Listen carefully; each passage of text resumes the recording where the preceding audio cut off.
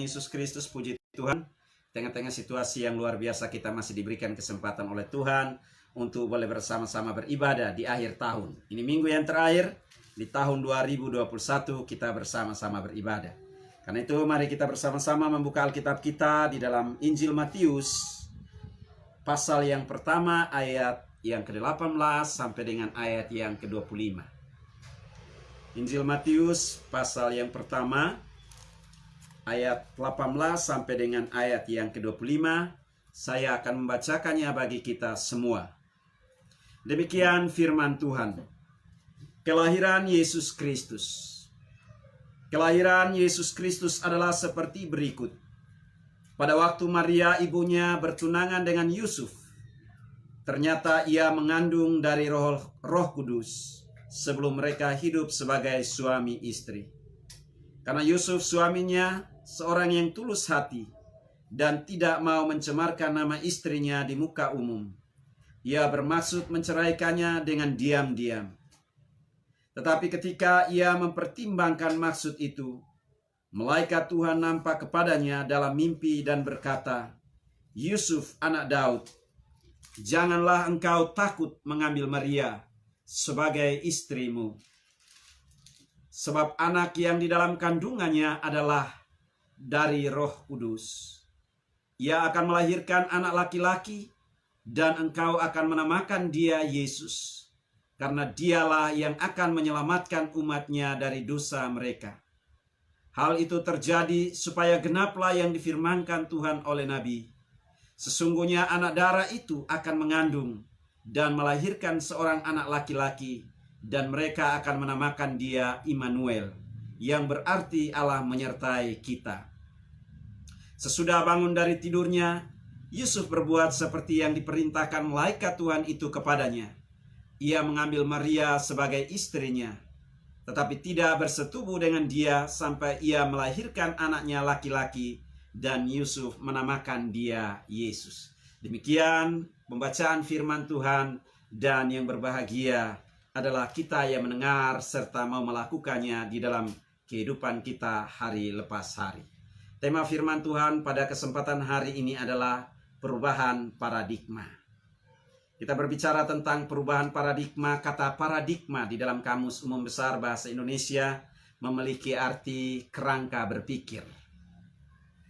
Tetapi kata paradigma di dalam bahasa Yunani itu terbagi atas dua kata, yaitu para dan diraka, yang memiliki arti model, contoh, atau cara pandang. Kita berbicara di momen Natal ini, perubahan paradigma. Momen Natal ini adalah momen di mana kita bersama-sama merubah konsep dan cara berpikir kita dari konsep yang lama ke dalam konsep yang baru. Berbicara tentang paradigma, perubahan paradigma, kita tahu bahwa kita hidup tidak terlepas dari yang namanya pergumulan. Kita hidup tidak terlepas dari yang namanya tantangan. Kita hidup tidak terlepas dari yang namanya persoalan. Terkadang kita menggunakan paradigma berpikir kita ini untuk memikirkan hal-hal yang negatif, untuk memikirkan hal-hal yang bertentangan dengan kebenaran firman Tuhan. Tatkala kita diuji, tatkala kita dicobai dengan berbagai macam tantangan dan pergumulan hidup. Tetapi melalui momen Natal ini kita kembali diingatkan melalui kebenaran firman Tuhan agar adanya perubahan paradigma. Apa sih yang harus atau semestinya dimiliki oleh orang percaya agar mengalami perubahan paradigma? Perubahan paradigma bukanlah sesuatu hal yang mudah, bukanlah sesuatu hal yang gampang, bukanlah sesuatu hal yang simpel untuk dilakukan. Karena suka atau tidak suka, mau atau tidak mau, kita sebagai manusia, kita tidak luput dari yang namanya dosa. Kita tidak luput dari yang namanya kejahatan. Kita tidak luput dari yang namanya berbagai macam perbuatan-perbuatan yang tidak baik yang kita lakukan. Karena itu di kesempatan hari ini kita mau melihat apa sih semestinya yang dimiliki oleh orang percaya agar tetap memiliki perubahan paradigma dari masa ke masa. Hidup ini adalah misteri, hidup ini kita tidak tahu apa yang akan terjadi ke depan. Tetapi ketika kita memiliki perubahan paradigma yang benar, maka kita akan dimampukan oleh Tuhan sehingga kita melihat segala hal yang terjadi yang sudah terjadi, yang akan terjadi dengan konsep yang benar, sesuai dengan kebenaran firman Tuhan. Karena itu yang pertama yang harus kita miliki sebagai orang yang sudah ditebus, sebagai orang yang sudah diselamatkan oleh Tuhan, di dalam bagian kebenaran firman Tuhan, kita harus mengisi seluruh totalitas kehidupan kita dengan perspektif ilahi. Jadi apa yang harus kita lakukan agar kita memiliki paradigma yang benar dari masa ke masa, dari waktu ke waktu. Paradigma yang benar hanya dapat kita miliki ketika kita mengisi seluruh totalitas kehidupan kita dengan perspektif ilahi. Dalam bagian kebenaran yang kita baca dan kita renungkan pada kesempatan hari ini, kita melihat di sini ada suatu peristiwa yang terjadi di mana kita melihat seorang yang bernama Yusuf. Yusuf sudah melakukan yang namanya pertunangan bersama seorang yang bernama Maria. Pertunangan ini telah dilakukan, tetapi kita melihat ada hal yang terjadi. Kita melihat bagaimana seorang Maria mengandung karena Roh Kudus. Yusuf mengalami satu dilema karena dia belum resmi sebagai suami. Tetapi peristiwa yang terjadi adalah Maria sudah mengandung. Tunangannya sudah mengandung. Ini menjadi dilema bagi seorang yang bernama Yusuf. Dia menjadi galau. Dia ada kecemburuan di dalam diri dan hidupnya. Ada tanda tanya. Ada gejolak psikologi yang begitu luar biasa. Dia mungkin bertanya di dalam hati, mengapa istri saya mengkhianati saya? Mengapa istri saya tidak jujur kepada saya? Mengapa istri saya menutupi segala sesuatu yang sudah dia alami? Ini menjadi pergolakan batin yang begitu luar biasa, berkecamuk di dalam diri dan kehidupan seorang yang bernama Yusuf. Sehingga kita melihat di ayat-ayat selanjutnya, Yusuf secara diam-diam, dia berusaha untuk menceraikan istrinya. Hal yang luar biasa dialami oleh seorang yang bernama Yusuf. Menurut hukum Yahudi, menurut hukum Taurat, ketika kita membaca di dalam Ulangan pasal yang ke-22, ayat yang ke-23 dan 24, ketika seorang yang sudah bertunangan dan melakukan yang namanya tindakan moral yang tidak sesuai dengan kebenaran firman Tuhan, maka orang ini harus diperhadapkan di depan umum untuk dirajam dengan batu sampai mati. Karena ini merupakan sebuah aib yang sangat amat memalukan. Tetapi kita melihat seorang Yusuf, dia mengambil tindakan yang berbeda. Dia tidak mau untuk mempermalukan istrinya. Dia tidak mau mempertontonkan aib istrinya atau tunangannya di depan orang-orang. Sebaliknya dia secara diam-diam berusaha untuk menutupi segala hal yang terjadi atas tunangannya. Di saat-saat seperti ini ada rasa galau, ada rasa bergejolak yang begitu luar biasa karena ketidakmengertian seorang Yusuf. Di sanalah kita lihat malaikat Tuhan hadir menyatakan dirinya. Di ayat selanjutnya kita baca di sana. Tetapi ketika ia mempertimbangkan maksud itu, malaikat Tuhan nampak kepadanya dalam mimpi dan berkata, Yusuf anak Daud, janganlah engkau takut mengambil Maria sebagai istrimu, sebab anak yang di dalam kandungannya adalah dari Roh Kudus. Ini satu hal yang luar biasa dialami oleh seorang Yusuf. Di tengah-tengah rasa galaunya, di tengah-tengah kecemasannya, di tengah-tengah ketidakpastian yang dia alami dan dia hadapi, ada jawaban Tuhan yang Tuhan nyatakan kepada seorang yang bernama Yusuf. Dia berkata, jangan takut mengambil. Jangan takut. Kata takut, ketakutan ini menjadi sesuatu yang dialami oleh semua orang, siapapun dia. Dari latar belakang manapun kita mengalami yang namanya rasa takut, kita mengalami yang namanya kecemasan, kita mengalami yang namanya kekhawatiran, kita mengalami yang namanya diombang-ambingkan karena situasi yang tidak menentu yang kita alami, yang kita hadapi. Baik itu di dalam pekerjaan kita, baik itu di dalam rumah tangga kita, baik itu di dalam studi kita, baik itu di dalam setiap tugas tanggung jawab yang hari ini Tuhan percayakan kepada kita. Kita mungkin mengalami kegalauan yang sama seperti Yusuf alami. Sehingga seringkali kita mencoba dengan cara kita. Kita mencoba dengan paradigma berpikir kita, kerangka berpikir kita. menerka-nerka apa yang saat ini saya alami. Mengapa ini terjadi atas kehidupan saya? Mengapa ini terjadi atas keluarga saya? Mengapa ini saya harus alami? Saya, kalau kita membaca di dalam kebenaran firman Tuhan, Yusuf adalah seorang yang tulus hati.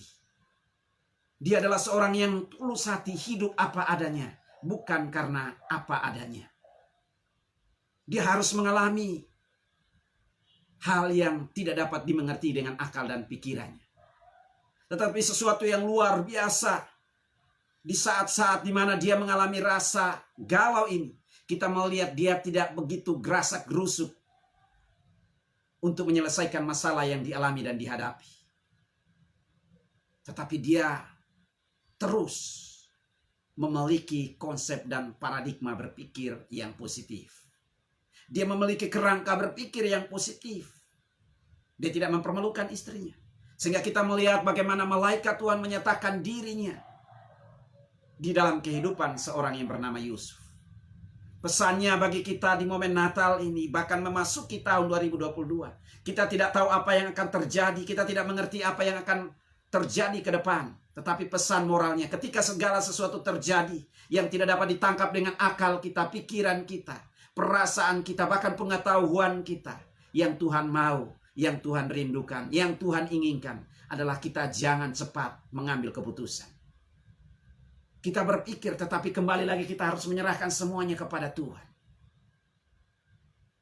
Seringkali terjadi sesuatu yang fatal di dalam kehidupan kita. Karena ketika kita diperhadapkan dengan situasi-situasi yang sulit, yang tidak mampu kita cerna dengan akal kita, pikiran kita, seringkali kita mengedepankan logika kita sehingga akhirnya kita mengambil keputusan yang salah.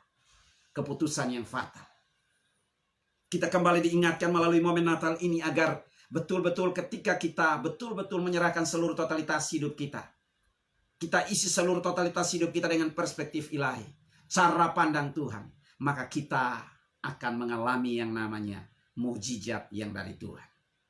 Yusuf, kita lihat respon dari seorang Yusuf ketika malaikat menyatakan diri di dalam diri dan hidupnya. Dia, ayat yang ke-24, dia berkata, sesudah bangun dari tidurnya, Yusuf berbuat seperti yang diperintahkan malaikat Tuhan itu kepadanya. Ia mengambil Maria sebagai istrinya. Jadi kita melihat di sini ada bagian firman Tuhan. Tuhan menyatakan dirinya melalui message-nya, melalui firman Tuhan, melalui kebenarannya. Mungkin hari ini kita tidak melalui malaikat, tetapi melalui kebenaran firman Tuhan. Tuhan menyatakan isi hatinya kepada kita. Supaya kita tetap berpaut kepada Tuhan. Tetap ada di dalam relnya Tuhan. Tuhan mau kita tetap memegang teguh setiap prinsip-prinsip kebenaran firman Tuhan.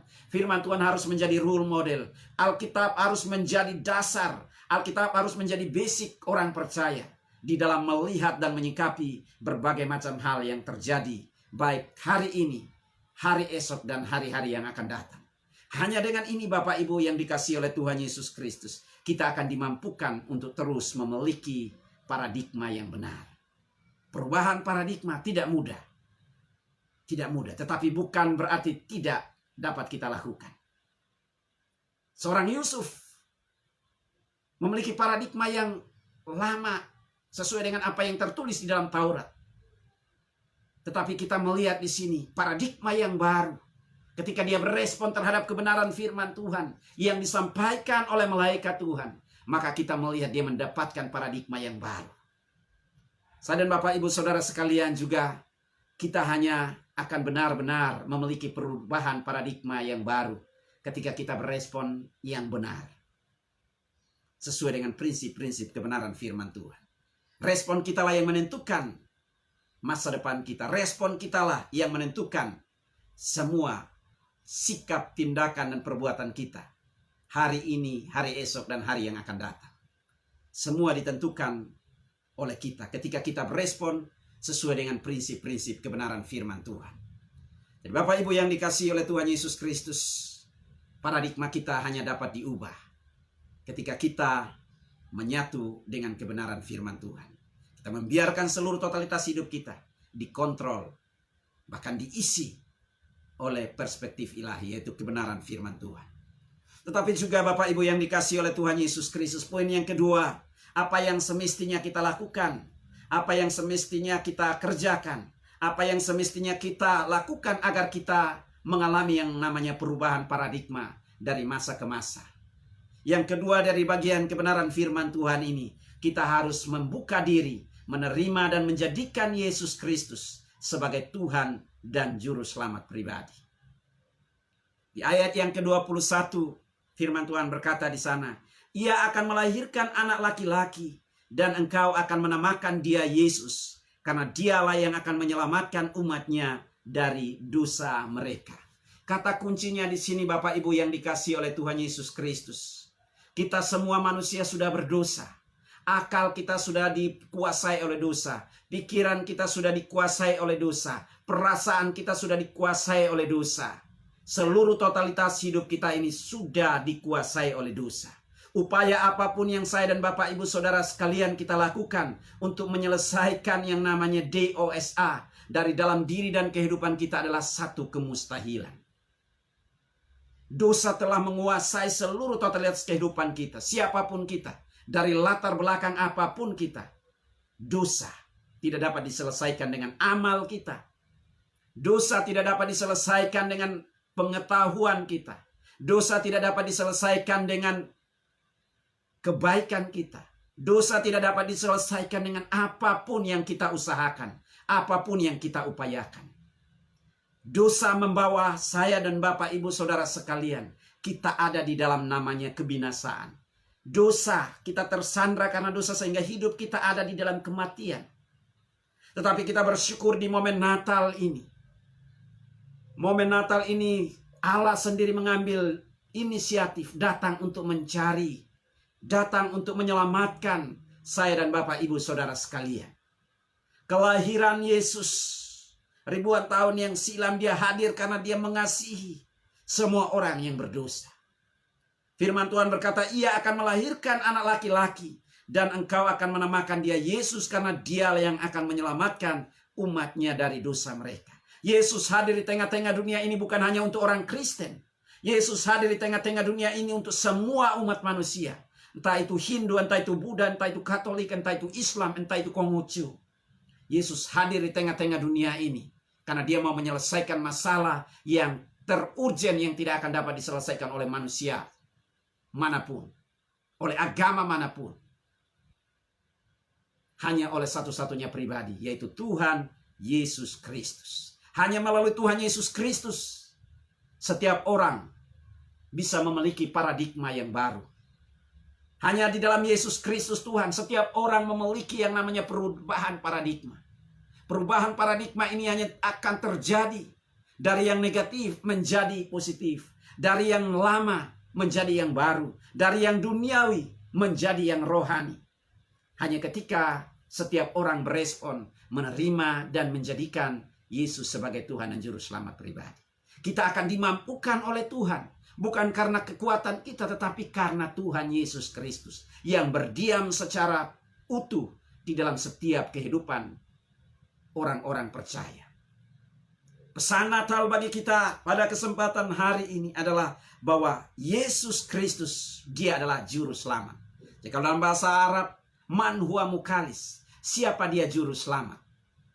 Berbicara tentang Juru Selamat, kita berbicara tentang orang yang ahli di dalam menyelamatkan manusia. Orang yang ahli di dalam menyelamatkan orang. Kalau kita berbicara tentang juru kunci, orang yang ahli di dalam membuat kunci. Kalau kita berbicara tentang Juru Selamat, kita sedang berbicara satu-satunya sosok yang ahli di dalam menyelamatkan seluruh umat manusia dari dosa, dari kebinasaan. Dia adalah Yesus Kristus, atau dalam bahasa Arab, Isa Al-Masih. Hanya dia satu-satunya yang bisa menyelamatkan semua keberdosaan manusia. Ketika pribadi lepas pribadi respon dan menerima dia, menjadikan dia sebagai Tuhan dan Juru Selamat pribadi. Para perubahan paradigma ini akan terjadi secara instan, berproses. Mungkin ada orang berkata, "Pak Misrai, saya sudah percaya kepada Yesus. Saya sudah menerima Yesus sebagai Tuhan dan Juru Selamat pribadi." Orang yang mengakui diri sudah menerima Yesus, menjadikan Yesus sebagai Tuhan dan Juru Selamat pribadi, sudah seharusnya ada proses perubahan paradigma. Jadi orang yang mengaku diri sudah menerima Yesus sebagai Tuhan dan Juru Selamat pribadi, Tetapi dia tidak ada perubahan paradigma. Kerangka berpikirnya masih berpikir tentang dosa, berpikir tentang perzinahan, berpikir tentang gosip, berpikir tentang melakukan berbagai macam kejahatan. Maka momen Natal ini kita diingatkan agar kita bertobat, kembali menerima Dia. Kita membuat kembali rekomitmen yang baru. Tuhan, ini hidupku. Saya mau membuka diri menerima Engkau, menjadikan Engkau sebagai Tuhan dan Juru Selamat pribadi. Kalau kita punya pergumulan, kalau kita punya permasalahan, mari kita bawa, kita serahkan kepada Tuhan. Dia hadir hari ini. Di momen Natal ini, Dia mau menyelesaikan semua masalah yang tidak dapat diselesaikan oleh siapapun. Kita mungkin mencari pertolongan, kita mungkin mencari bantuan kepada sesama, kepada manusia. Kita mengalami kekecewaan, kita mengalami kepahitan, kita ditolak, kita tidak dianggap, dan lain sebagainya. Di momen Natal ini, Yesus Kristus hadir untuk menyelamatkan kita secara utuh. Menyelamatkan kita secara utuh, baik di dalam dunia ini maupun di akhirat. Respon kita lah yang menentukan kita hari ini tetap melangkah di dalam relnya atau sebaliknya. Hanya ada dua pilihan. Mau pilih yang mana? Ada dua jalan. Ada jalan yang lurus, ada jalan yang lebar, ada jalan yang sempit. Itu pilihan kita. Yesus berkata, akulah jalan, ana huwa tariq, ana huwal haq, ana huwal haya, la yadiru ahadun an yati ilal ab ila biwasitati. Jadi artinya Yesus berkata, akulah jalan, akulah kebenaran, akulah kehidupan. Tidak ada seorang pun yang datang kepada Bapa kalau tidak melalui aku. Hanya melalui Yesus. Yesus satu-satunya perantara kita untuk sampai kepada keabadian. Yesus satu-satunya perantara kita yang akan mengubah mindset kita dari mindset yang tidak benar menjadi mindset yang benar, sesuai dengan prinsip-prinsip kebenaran yang telah kita dengar di awal. Bapak Ibu yang dikasihi oleh Tuhan Yesus Kristus, Dia mau agar kita memiliki perubahan paradigma. Tetapi yang ketiga, yang terakhir dari bagian kebenaran firman Tuhan adalah Immanuel. Yang ketiga, perubahan paradigma itu akan terjadi ketika kita sadar, ketika kita mengerti, ketika kita memahami bahwa hidup kita ini bukan lagi milik kita sendiri.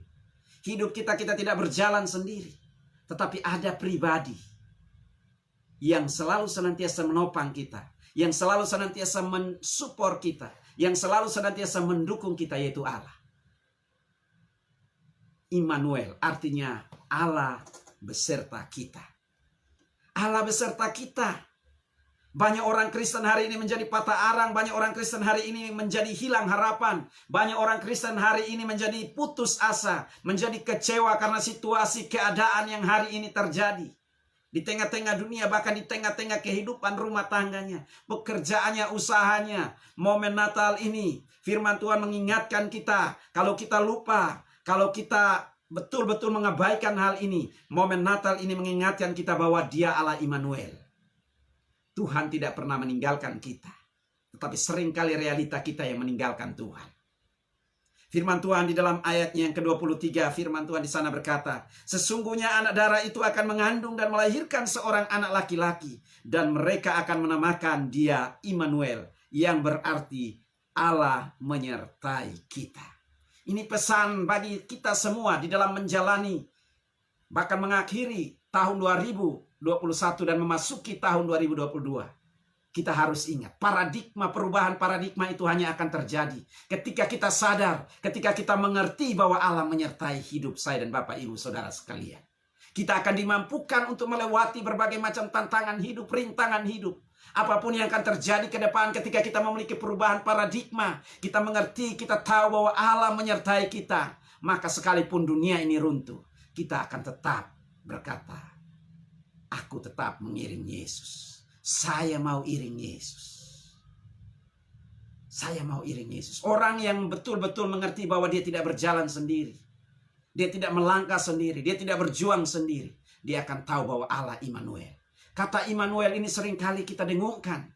Tetapi ketika kita diperhadapkan dengan berbagai macam tantangan hidup, seringkali kita mudah abai. Bahkan kita melupakan bahwa ada Tuhan yang selalu senantiasa menjagai kita, melindungi kita, memproteksi kita secara sempurna.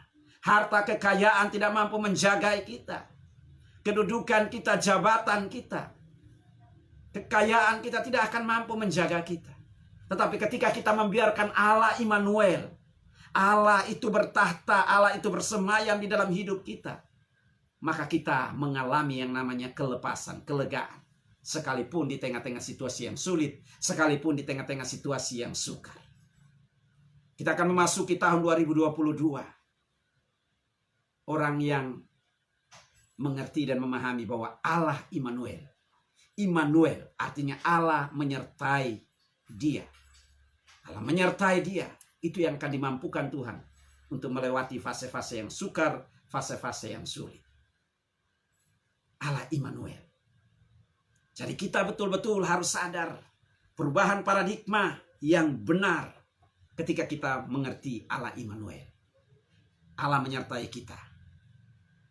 Rapuhnya kehidupan ini. Karena seringkali kita berfokus kepada masalah. Rapuhnya kehidupan ini. Kita menjadi khawatir, kita menjadi galau.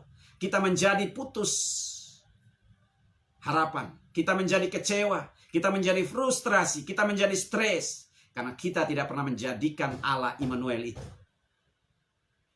Karena kita lebih mengedepankan kekuatan kita, kehebatan kita, kemampuan kita. Saya mau mengingatkan kita semua bahwa sebentar lagi kita akan memasuki tahun 2022. Ketika ketiga poin ini kita lakukan di dalam kehidupan kita, kita akan melihat kemenangan demi kemenangan yang begitu dahsyat dan luar biasa. Seorang Ayub dicobai dengan begitu banyak tantangan. Seorang Ayub adalah seorang yang kaya, seorang Ayub adalah seorang yang termasyhur, seorang Ayub adalah seorang yang terkenal. Tapi Tuhan izinkan begitu banyak hal terjadi di dalam diri dan hidupnya. Pencobaan, penderitaan yang begitu luar biasa. Ayub alami. Tetapi Ayub sadar bahwa ada Allah Immanuel. Allah berkarya sesuai dengan rencana dan kehendaknya. Sehingga dia berkata bahwa masakan kita mau menerima yang baik saja yang dari Tuhan. Yang tidak baik kita tidak terima. Dia berkata, aku terlahir dengan telanjang, aku kembali juga dengan telanjang.